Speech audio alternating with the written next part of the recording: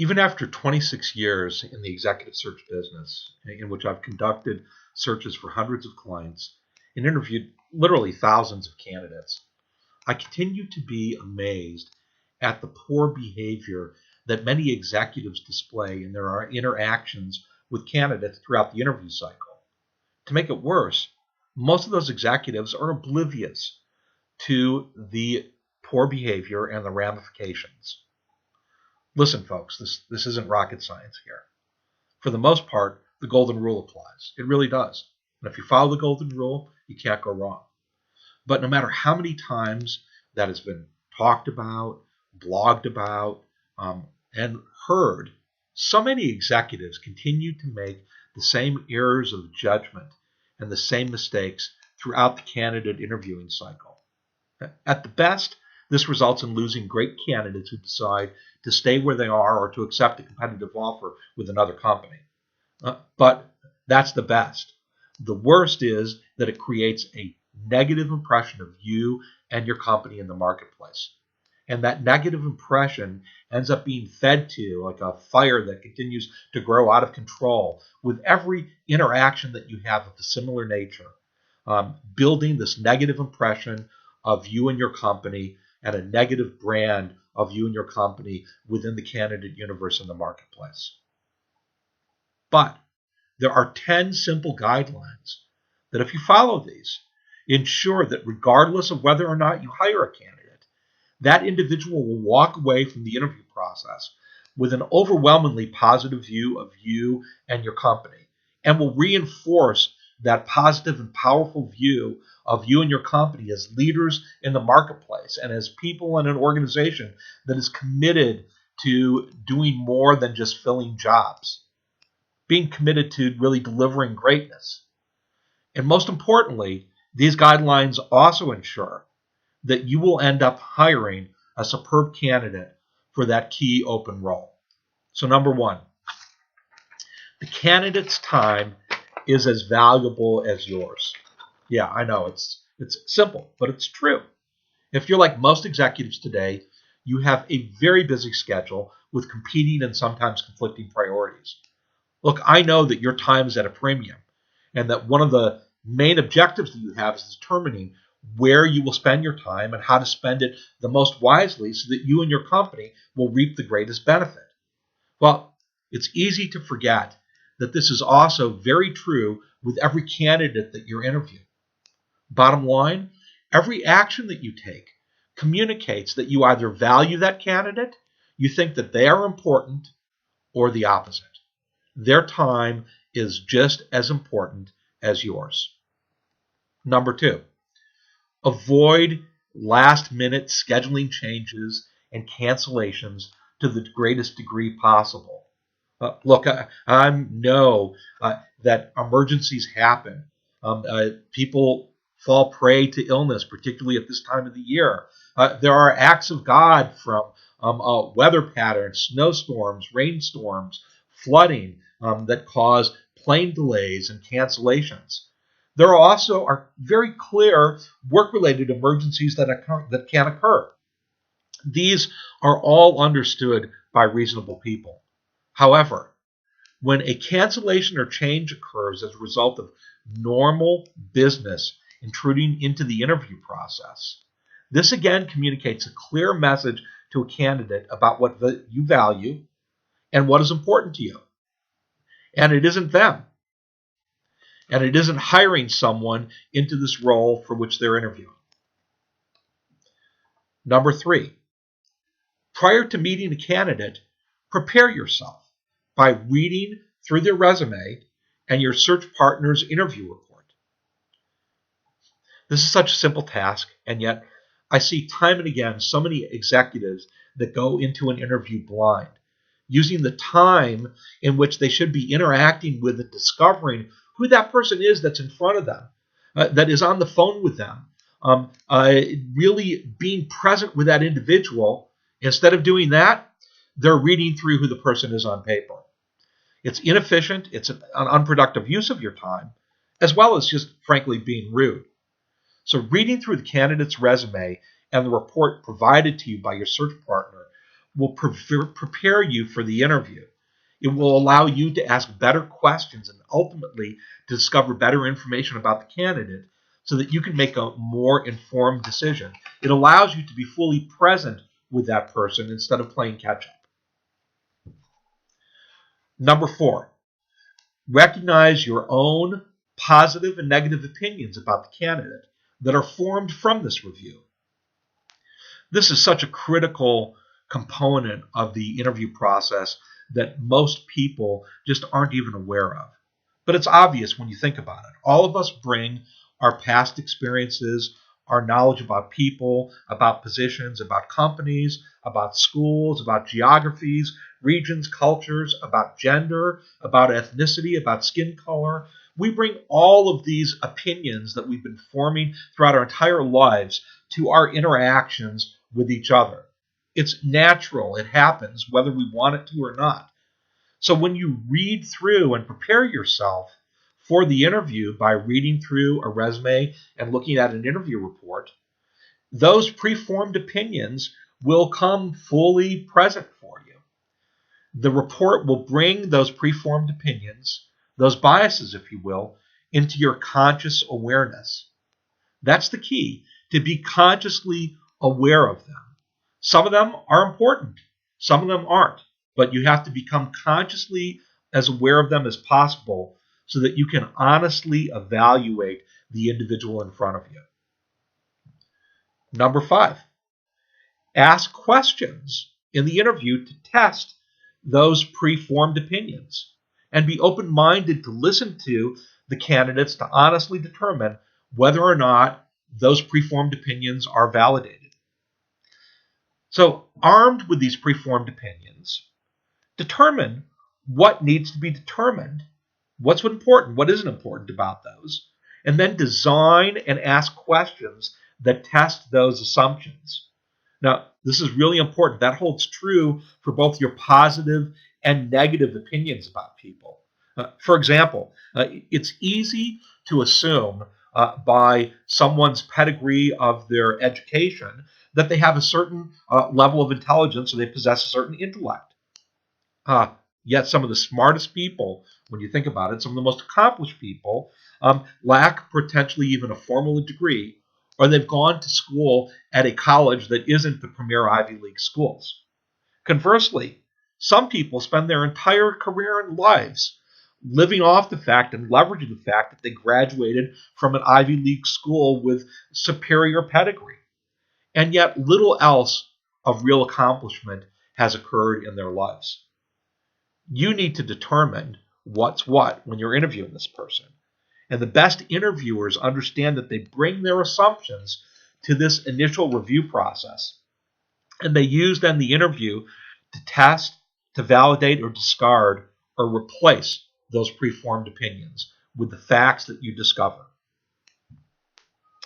Number 6, don't ask hypothetical questions about what the candidate would do if hired for the position in your company.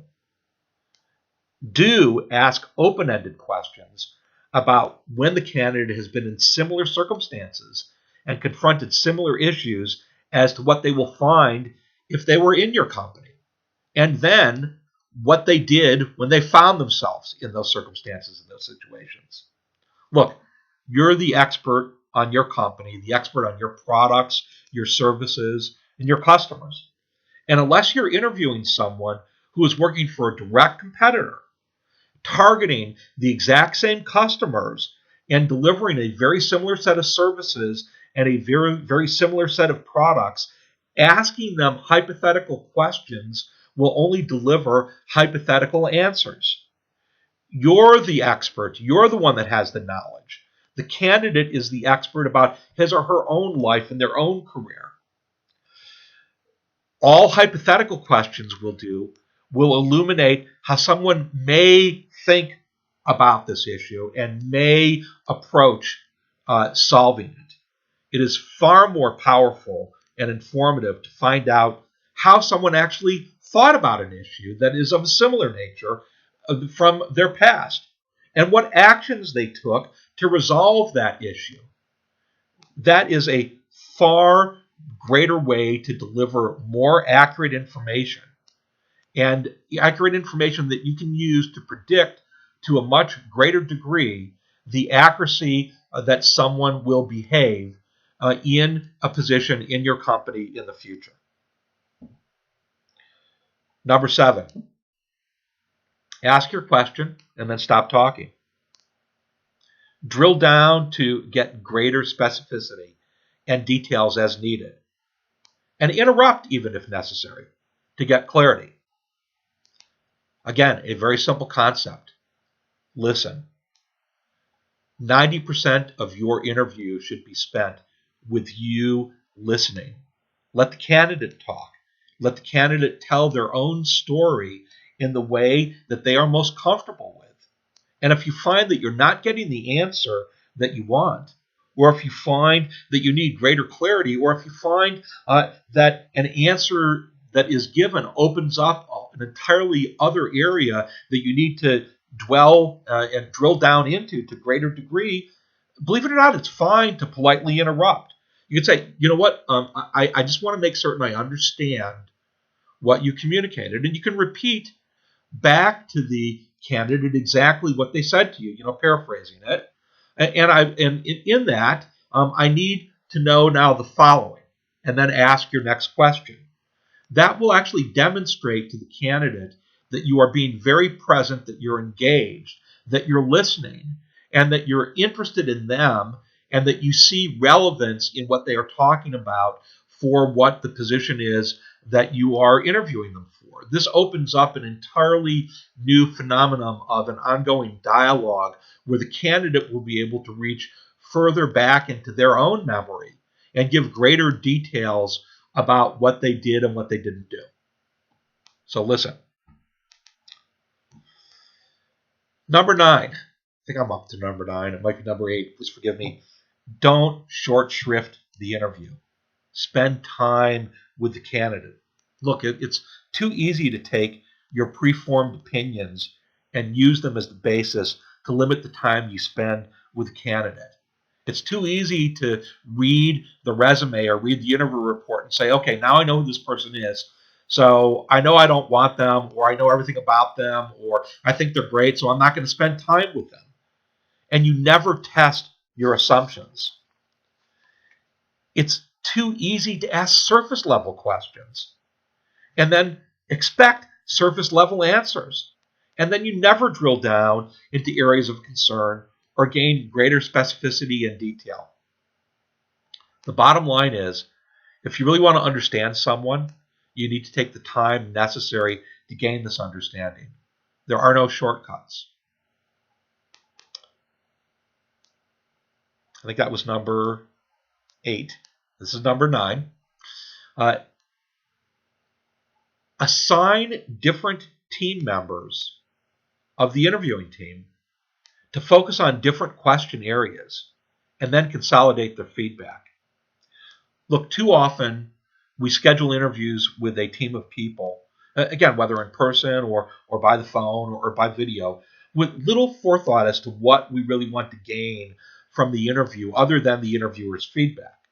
Look, even if you have a team of expert interviewers, if those interviewers don't have a framework in which they're operating within, the odds are overwhelmingly that they're all going to ask very similar questions.